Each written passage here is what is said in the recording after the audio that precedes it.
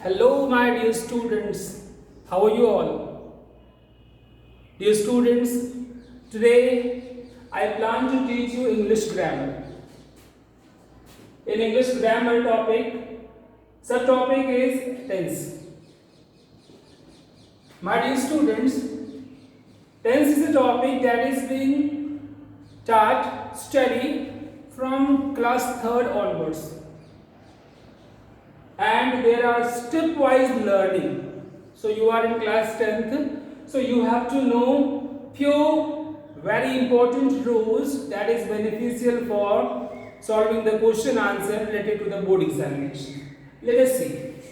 For making any kind of sentence, we must have to know about subject plus verb plus object. Just keep in mind how the pattern works. Subject is the combination of noun or pronoun. Same object also, either noun or pronoun is used over there. Verb. Verb is the part of the sentence that tell us about tenses.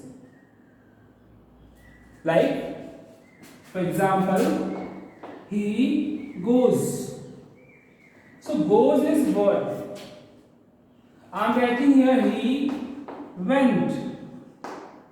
One is goes and one is went. This is telling about the tenses, that this is in the present tense and this is in the past tense. So students, subject, verb and object. For example, he plays hockey. He is the subject, plays, verb and hockey is the object. Dear students, we can format the sentence into this one pattern also. Subject plus helping verb and main verb. Means verb divided into two parts, helping verb and the main verb. And then object. Like he is playing hockey. He is subject, he is helping verb, playing main verb, and hockey is the object. What's the thing you have to be noticed? The helping verb and the main verb, because these two verbs is telling us about the tenses. What is tenses? Tenses means the period of time. So the period of time is told by the helping verb and the main verb. As per class 10 student, how you could know that which one tense this is? The important point is to know what is helping verb and what is main verb. So, the student, I told you to focus about helping verb and the main verb. Let us see. By making this kind of table, you can also know, and you must have to learn this thing. Like I told you, the tenses: present tense, past tense and the future tense. There are three tenses. And it is bifurcated into four parts, like indefinite, continuous, perfect and the perfect continuous. Dear students, if we see the helping verb and the main verb in the present indefinite tense, so we are using here helping verb do or does, and the main verb we are using main verb first form. Main verb in first form. If we are using present continuous tense, then we are using here helping verb is, am, are, and here we are using the main verb first form plus ing. You have to learn this thing. If we are using present perfect tense, so we have to use has or have as a helping verb, and here we use main verb in third form. Keep in mind all the perfect tense main verb come into third form. Main verb third form. Okay, and the perfect continuous tense, if we talk about present perfect continuous tense, so has and have is the same. Listen, see here, has oblique have plus we use here been, and for the main verb we are using verb first form plus ing. And just keep in mind, in perfect continuous tense, we are using since or Since is for the since and for the time, the period of time. In the same way, in the past indefinite tense, we have to use helping verb did. And the main verb here I will explain in the next chapter also. In the affirmative sentence, main verb come in second form.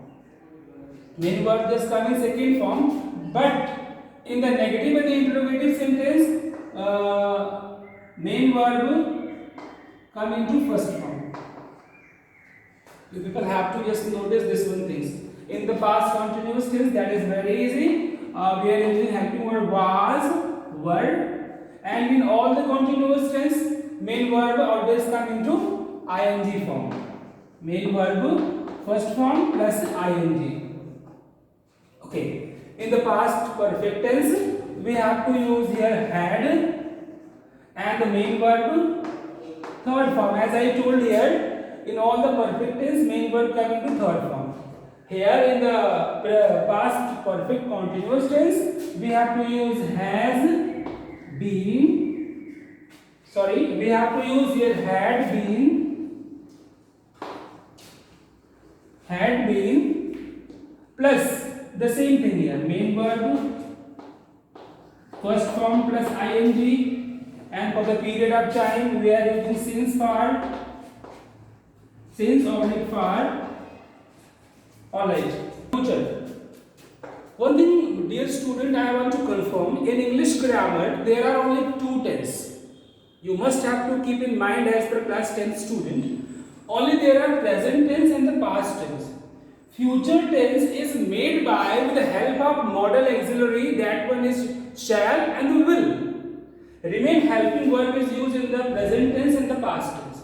So you must have to keep in mind. But for the period of time, we have to explain future also as per past and present in the form of indefinite, continuous, perfect and perfect continuous. So here in the future indefinite tense, helping verb is shall or will, and main verb first form. Okay, and in the future continuous tense, shall, be, will be, and the main verb as it is here in all the continuous tense, first form plus ing. Okay, and in the future perfect tense, there will be shall, have, will have, and the main verb always in third form.